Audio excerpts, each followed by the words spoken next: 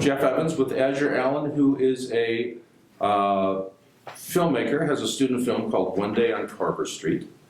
You are a sophomore in high school? Yes. And homeschooled? Yes. And the fact that you have a film in the festival is certainly tribute to your skills and what you've been able to accomplish.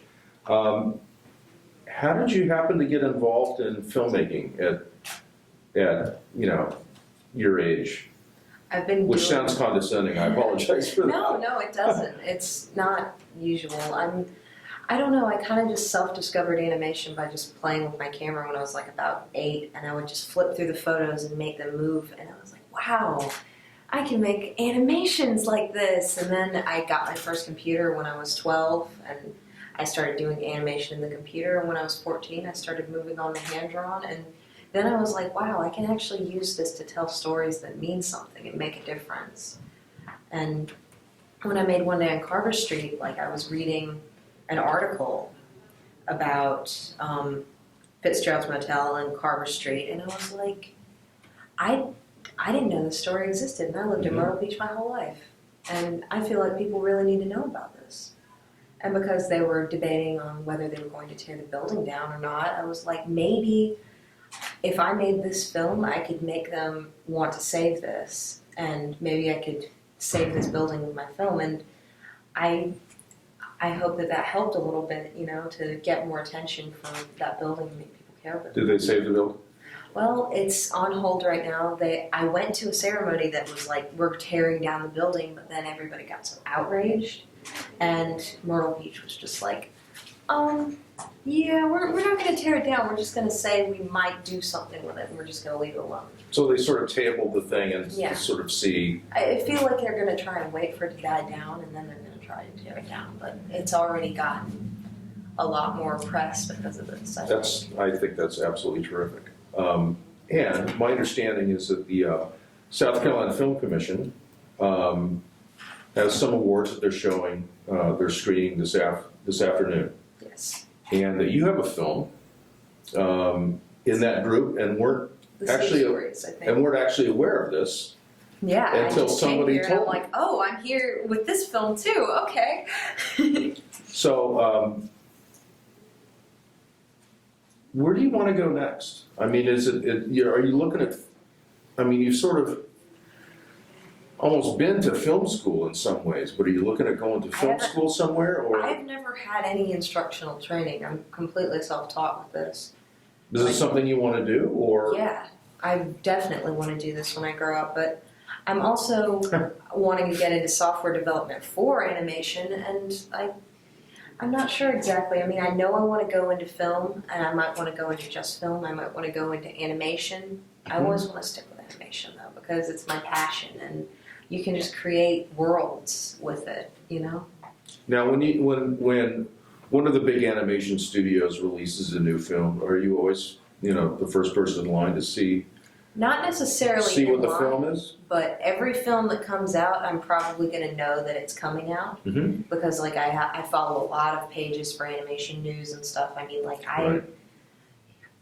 I know pretty much what's going to come out in the next span of 2 years. Well, and for as much as I know about this, is that with each sort of release of a new film, they've managed to raise the bar on how hair is depicted or how water is depicted, right. And so That's not necessarily the most important thing, though, in animation, to be honest. Right. Well, I understand that, but it's certainly these films couldn't stand on their own without a compelling story behind them.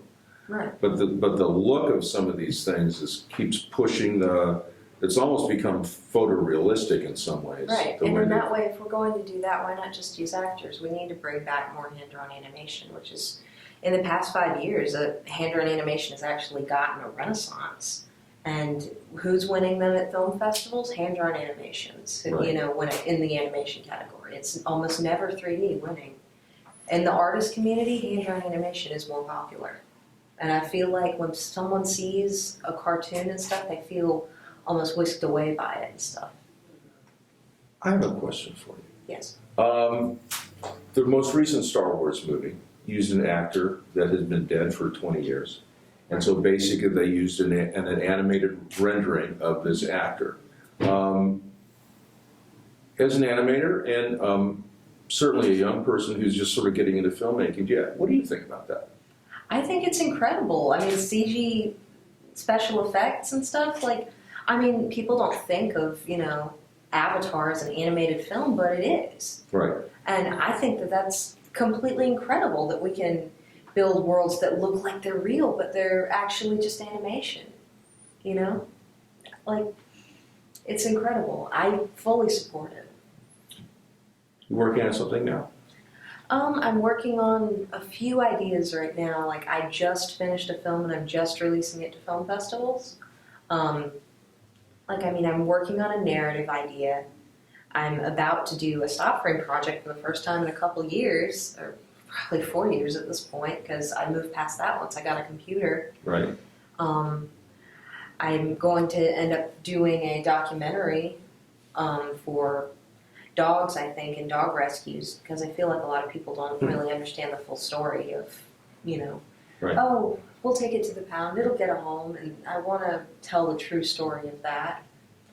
I mean, there's always contests and stuff, but I want to make films that I can enter into film festivals and things that will reach out to a lot of people. And I recently got a job commission for this comic called Foxy and Wolfie that deals with, you know, LGBT youth, and it deals with people with disabilities and represents them in a very normal way. You know, it's like these people are people. They're not just because of there's things that are different about them. Right. And it's kind of a manga, and I'm going to be doing like an anime intro for them, and we have a deal that I'll do, you know, 10 seconds a month for 9 months, and then I'm going to be working on that starting in April, just in the background of my other filmmaking in school. So, Busy. Yeah. For a 15-year-old? 16. 16? I'm Yeah. sorry. It's I okay. didn't mean to insult you. It's not an insult. You didn't know. No, I'm just kidding. Azure, thank you very much. And I thank you appreciate so it. much. It's such an I honor hope to you- be here. I hope you thrive, Thank you so much. honestly. And I wouldn't be able to thrive if it weren't for places like this. And your films are available to be seen. Most of my videos are password protected on Vimeo because of film festivals wanting you to. Sure. But I want them Remember, to be public remember the when I name can. though, because I think that Azure Allen will be a name that will be heard for many years down the road.